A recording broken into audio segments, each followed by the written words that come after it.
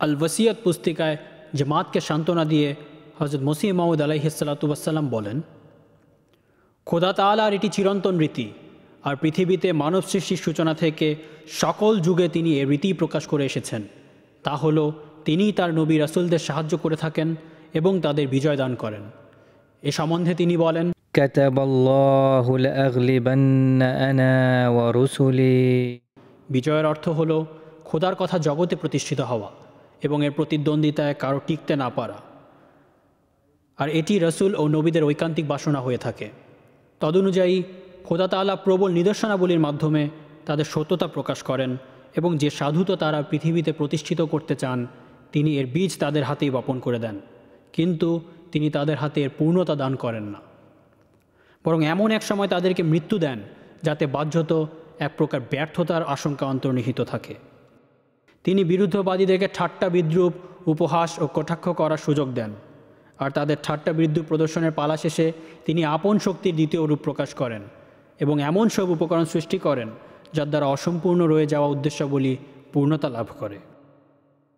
মোট কথা, খোদা তাআলা দু প্রকার শক্তি ও মহিমা প্রকাশ করেন।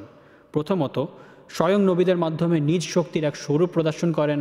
দ্বিতীয়ত, সে সময় নবীর মৃত্যুর পর যখন বিপদাবলীর সম্মুখীন হতে হয় তখন শত্রুপক্ষ মাথাচাড়া দেয় আর মনে করে এবার এরা ব্যর্থ হতে চলেছে, আর এ জামাত এখন বিলুপ্ত হয়ে যাবে বলে তারা নিশ্চিত হয়ে যায়।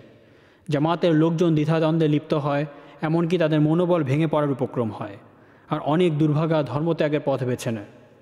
খোদা তাআলা তখন দ্বিতীয়বার আপন মহাশক্তি প্রকাশ করেন এবং পতনোন্মুখ জামাতকে রক্ষা করেন। অতএব যারা শেষ পর্যন্ত ধৈর্য ধারণ করে তারা খোদা তাআলার এই নিদর্শন প্রত্যক্ষ করে। হযরত আবু বকর সিদ্দিক রাদিয়াল্লাহু তাআলা আনহু এর সময় এমনই হয়েছিল।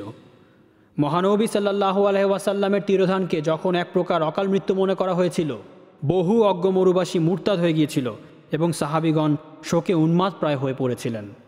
তখন খোদা তাআলা হযরত আবু বকর সিদ্দিক রাদিয়াল্লাহু তাআলা আনহুকে দাঁড় করিয়ে আরেকবার তার শক্তি ও কুদরতের স্বরূপ প্রকাশ করেন।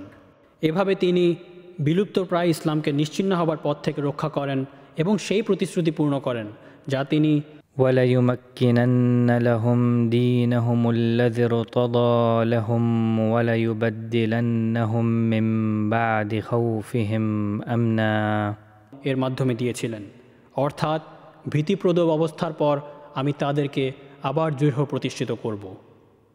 তিনি আলাইহিসসালাতু ওয়াসসালাম তার জামাতকে উদ্দেশ্য করে পুনরায় বলেন, অতএব হে বন্ধুগণ, বিরুদ্ধবাদীদের দুটি বৃথা আস্ফালনকে ব্যর্থতায় পর্যবসিত করার জন্য আদিকাল থেকে দুটি শক্তি প্রদর্শন করা যেহেতু আল্লাহ তাআলার বিধান, তাই খোদা তাআলার পক্ষে এখন তার এই চিরন্তন নিয়ম পরিহার করা সম্ভব নয়। কাজেই তোমাদেরকে আমি যে কথা বলেছি তাতে তোমরা দুঃখিত হও না, তোমাদের চিত্ত যেন উৎকণ্ঠিত না হয়, কারণ তোমাদের জন্য দ্বিতীয় কুদরতকে দেখাও প্রয়োজন এবং এর আগমন তোমাদের জন্য শ্রেয়, কেননা তা স্থায়ী, যার ধারাবাহিকতা কিয়ামত পর্যন্ত বিচ্ছিন্ন হবে না। সেই দ্বিতীয় কুদরত আমি না যাওয়া পর্যন্ত আসতে পারে না, কিন্তু যখন আমি চলে যাব তখন তোমাদের জন্য খোদা সেই দ্বিতীয় কুদরত প্রেরণ করবেন যা চিরকাল তোমাদের সঙ্গে থাকবে। বারাহিন আহমদিয়া গ্রন্থে খোদার প্রতিশ্রুতি রয়েছে এবং সেই প্রতিশ্রুতি আমার নিজের সম্বন্ধে নয়, বরং তা তোমাদের সম্বন্ধে। খোদা তাআলা বলেছেন, আমি তোমার অনুসারী এ জামাতকে কিয়ামত পর্যন্ত অন্যদের উপর প্রাধান্য দিব। অতএব তোমাদের কাছে আমার বিচ্ছেদ দিবসের আগমন আবশ্যক, যেন এরপর সেই যুগ আসে যা চিরস্থায়ী প্রতিশ্রুতির যুগ। আমাদের খোদা প্রতিশ্রুতি পালনকারী, বিশ্বস্ত এবং সত্যবাদী খোদা। তিনি যেসব অঙ্গীকার করেছেন সবই তোমাদের পূর্ণ করে দেখাবেন। বর্তমান যুগ যদিও পৃথিবীর শেষ যুগ আর এটি বহু বিপদাপদে অবতীর্ণ হওয়ার সময়, তথাপি সেসব বিষয় পূর্ণ না হওয়া পর্যন্ত এই জগৎ অবশ্যই কায়েম থাকবে, যার সম্পর্কে খোদা সংবাদ দিয়েছেন।